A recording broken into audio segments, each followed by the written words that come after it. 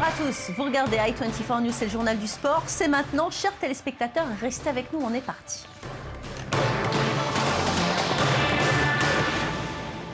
Et je vous propose d'ouvrir cette émission par du football et la Coupe de la Ligue. Regardez le tableau, c'est fini pour Lyon qui se fait sortir par Monaco. Les joueurs du Rocher sont très organisés. Hubert Fournier est forcément déçu de cette élimination. Le Paris Saint-Germain a fait basculer la rencontre après la pause face à Ajaccio 3-1. Sans vraiment briller dans le jeu, les joueurs de Laurent Blanc sont donc qualifiés pour ces quarts de finale. Il est également qualifié en éliminant Bordeaux grâce au tir au but.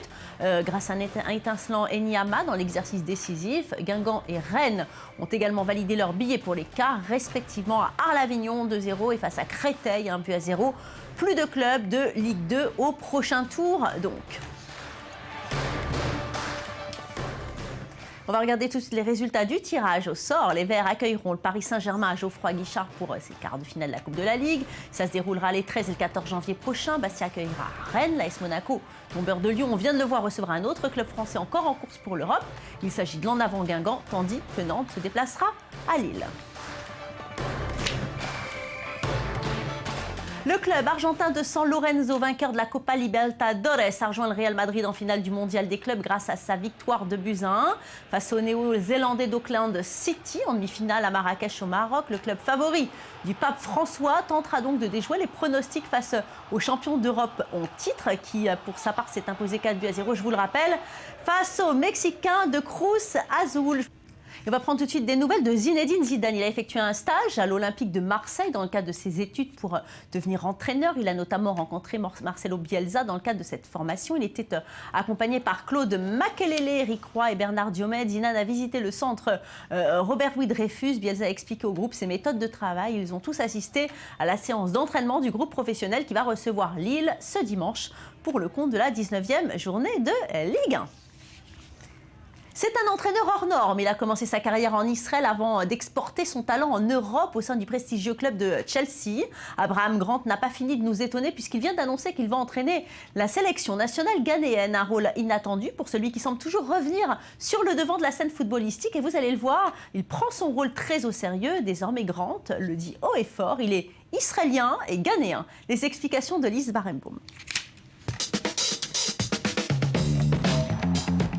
Il a remplacé José Mourinho sur le banc de Chelsea en 2008. Après quelques tentatives dans des clubs anglais moins huppés comme Portsmouth ou West Ham, Abraham Grant a entraîné le Partizan Belgrade.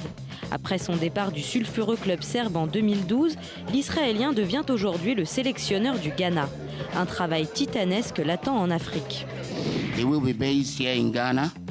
Il sera basé ici au Ghana et tout en œuvrant à la direction technique de toutes les équipes nationales. Il devra aussi organiser des formations pour tous les entraîneurs des équipes nationales. Son objectif est clair, redresser les Black Stars après une Coupe du Monde 2014 désastreuse. Même si Grant n'a pas de lien évident avec le Ghana, il compte bien s'investir pour son pays d'adoption. Je ne veux pas arriver dans un pays pour devenir le sélectionneur de joueurs et me ficher de l'équipe nationale. Je ne signerai jamais pour cela. J'aime la passion des Ghanéens pour le football. Contacté par la fédération ghanéenne, la GHANAFA, celui qui a emmené les Blues en finale de Ligue des Champions durant sa seule année dans la capitale anglaise, a peut-être déjà la CAN en ligne de mire. Il a un contrat de 27 mois avec la Fédération ghanéenne de football. L'une des choses qui est stipulée dans ce contrat, c'est qu'il doit intervenir dans la direction technique de toutes les équipes nationales. Pas seulement les Black Stars, mais toutes les équipes nationales. Le nouveau coach souhaite que tous les joueurs ghanéens soient les bienvenus dans l'équipe, quels que soient les déboires qu'ils ont pu avoir par le passé. Le retour des deux stars, Sele Muntari et Kevin Prince Boateng, n'est donc pas impossible, eux qui avaient été exclus du mondial pour mauvais comportement. La porte est ouverte pour tout le monde, mais parmi les 3 critères de sélection, il y a la volonté de tout donner pour l'équipe nationale. Ça veut dire nous respecter les uns les autres. Je respecte les joueurs, mais les joueurs, eux, doivent respecter l'équipe nationale et les habitants de leur pays. Seul bémol, Grant dispose d'un passeport israélien, ce qui aurait pu l'empêcher de se rendre dans certains pays africains hostiles à Israël. Mais l'entraîneur n'a pas froid aux yeux. Le football est un langage international. Je suis allé partout dans le monde, y compris dans des pays où la FIFA ne m'autorise pas à aller. Et je me ferai un plaisir d'aller dans tous les pays qui m'inviteront et dans ceux qui ne veulent pas avoir affaire avec mon passeport. Mais je ne veux pas être jugé et surtout pas sur mon passeport. Je suis fier d'être israélien, fier d'être ghanéen, fier d'être ici. Le Ghana disputera la CAN en janvier prochain, où il a hérité d'un groupe particulièrement relevé avec le Sénégal, l'Algérie et l'Afrique du Sud. Comme vous le savez, on appelle ce groupe le groupe de la mort. Mais je veux m'assurer que vous allez vivre et ne pas mourir. Un nouveau défi attend l'entraîneur israélien sur le continent africain. Son nom à lui seul évoque le club d'Arsenal. Depuis 18 ans, Arsène Wenger entraîne les Gunners. Il a su imprimer sa philosophie à ce club de prestige. Pourtant, l'Austère alsacien traverse une crise. Les Londoniens signent un très mauvais début de saison en Première Ligue. Wenger en a vu d'autres, mais certains supporters commencent à le lâcher. Et c'est pourtant celui qui a débusqué les plus grands joueurs, à commencer par Thierry Henry. Arsène Wenger est-il sur le départ? Lise Barenbaum nous en dit plus. Regardez. 6e au classement à 13 points du leader. C'est le triste bilan de fin d'année d'Arsène Wenger à la tête des Gunners en 2014. De plus en plus de supporters d'Arsenal estiment que le Français est allé au bout de ce qu'il pouvait apporter à leur club. Mais Wenger, qui a déjà survécu à 3 crises majeures ces 6 dernières années, est toujours en position de force dans son club. Le club a toujours montré sa confiance en moi et j'en suis très reconnaissant. Nous avons traversé des périodes fantastiques où on a dû se serrer les coudes. Et à chaque fois, quand cette intimité a été mise à épreuve, j'ai eu la bonne réponse. Et je pense que j'ai montré une certaine loyauté aussi envers ce club. Et heureusement, on pourra encore écrire un morceau d'histoire ensemble. Je suis sûr que nous pouvons. Pourtant, les fans d'Arsenal font des crises épisodiques. À l'Emirates Stadium, la foule brandit parfois des pancartes anti-Wenger. Une colère justifiée par le plus mauvais début de saison effectué par les canonniers depuis 32 ans. Selon un sondage effectué sur un site de supporters, 88% souhaitent le départ de Wenger, tandis qu'une pétition en ce sens a dépassé la barre des 1000 signatures. La société fonctionne comme cela aujourd'hui. Vous voulez gagner le prochain match et c'est le tribunal permanent de la part de tout le monde. Et vous devez vous faire à cela. Entre disciples indéfectibles et déçus du Wengerisme, la scission est palpable. Le hashtag WengerOut prospère sur Twitter et ce n'est pas la victoire en FA Cup l'an dernier qui a calmé les esprits. Mais Wenger est un spécialiste de la survie. Bien qu'il ait déjà dépensé 80 millions d'euros cette saison et qu'il déchaîne les critiques des médias, il semble bien qu'il ira au terme de sa 18e saison à Arsenal. Bien, j'ai envie de rester et de continuer à développer l'équipe et le club. Et je pense que je peux faire cela. Et le club partage le même point de vue. Sa solution, la Ligue des Champions. L'Alsacien dispute sa 15e campagne consécutive. Résultat, de grands joueurs sont attirés et le club engrange les sommes reversées automatiquement aux équipes qualifiées. Une source de revenus primordiale pour parvenir à l'autofinancement si cher aux dirigeants. D'ailleurs, la méthode Wenger, c'est celle de l'économie. Un brin d'austérité et des transferts relativement peu onéreux ont rendu Arsenal très prudent par rapport aux flamboyances de Chelsea ou de Manchester United. Le mécontentement des fidèles n'a finalement que peu d'incidence. Un trust de supporters d'Arsenal existe bien, mais il ne détient qu'1% du capital et n'a aucun pouvoir de décision. Et Wenger assume tous les choix qu'il a faits. Chaque décision que je prends, je la prends comme si j'étais propriétaire de ce club. Je mets en avant l'intérêt du club. Après avoir prolongé son contrat de 3 ans cet été, Wenger semble être le seul à pouvoir prendre la décision de mettre fin à son règne. Même les critiques de ses actionnaires le laissent indifférent. Alors Wenger est-il intouchable ou dépassé? Prochain objectif, battre Monaco pour accéder au quart de finale de C1. Football toujours, l'enquêteur américain Michael Garcia a démissionné de son poste de directeur de la chambre d'instruction du comité d'éthique de la FIFA. Auteur du fameux rapport sur la corruption à la FIFA qui avait été atténué par l'instance dirigeante du football mondial. Aucun enquêteur, aucune commission indépendante ne peut changer la culture d'une organisation, a-t-il regretté, dont l'appel de la décision de la FIFA vient d'être rejeté. Il a perdu confiance, dit-il, en l'indépendance de la chambre de jugement. Le président de l'UEFA, quant à lui, et le grand rival de Sepp Blatter, Michel Platini, se dit écœuré. Nous voulions de la transparence, mais ceci est une nouvelle erreur de la part de la FIFA. De son côté, le Français Jérôme Champagne, candidat à la présidence de la FIFA, estimait que la démission de Garcia constitue un pas en arrière. Si vous n'avez pas suivi l'actualité sportive de cette semaine, il y en a une qui n'a rien raté, c'est Lise Barenbaum. Je vous laisse en sa compagnie, on se retrouve tout de suite après.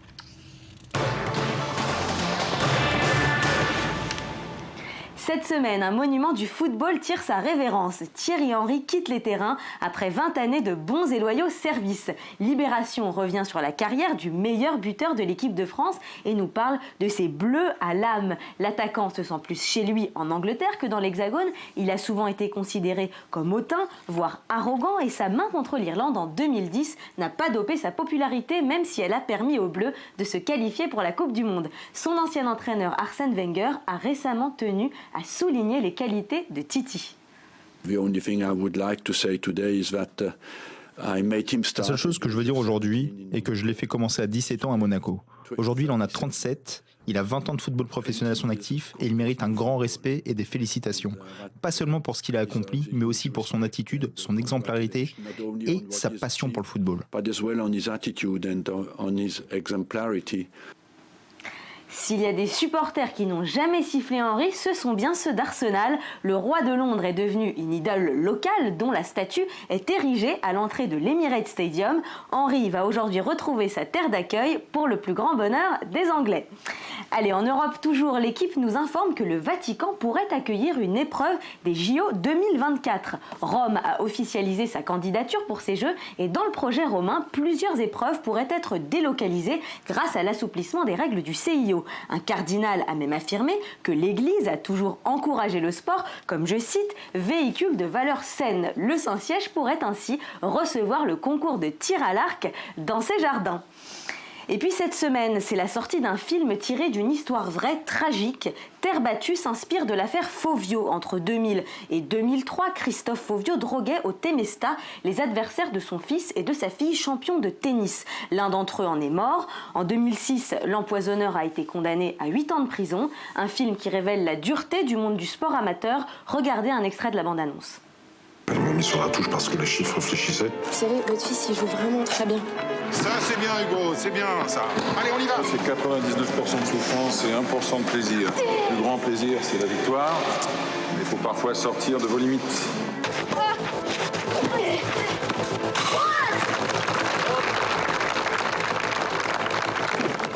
Loris!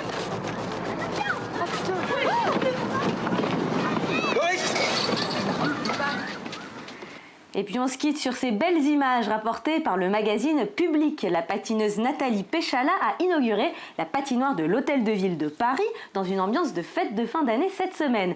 Écoutez-la, elle est plutôt fière de son rôle. Évidemment, quand on m'a proposé d'inaugurer cette patinoire, je peux pas dire non parce que c'est mon univers. Puis voilà, c'est Paris, c'est l'Hôtel de Ville, donc c'est la plus belle ville du monde. Une totale retombée en enfance puisqu'elle a été rejointe par les pingouins du film Madagascar avant d'offrir un tour de piste aux bambins.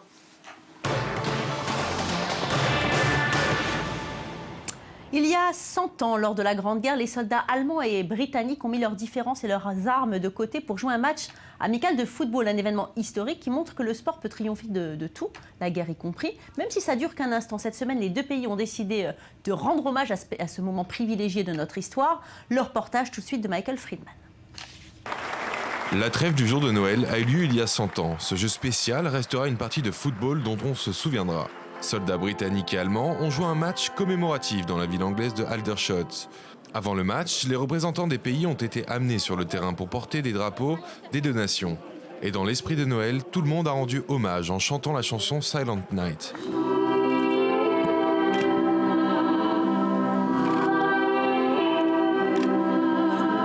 La légende du football anglais, Sir Bobby Charlton, a également salué les joueurs avant le match.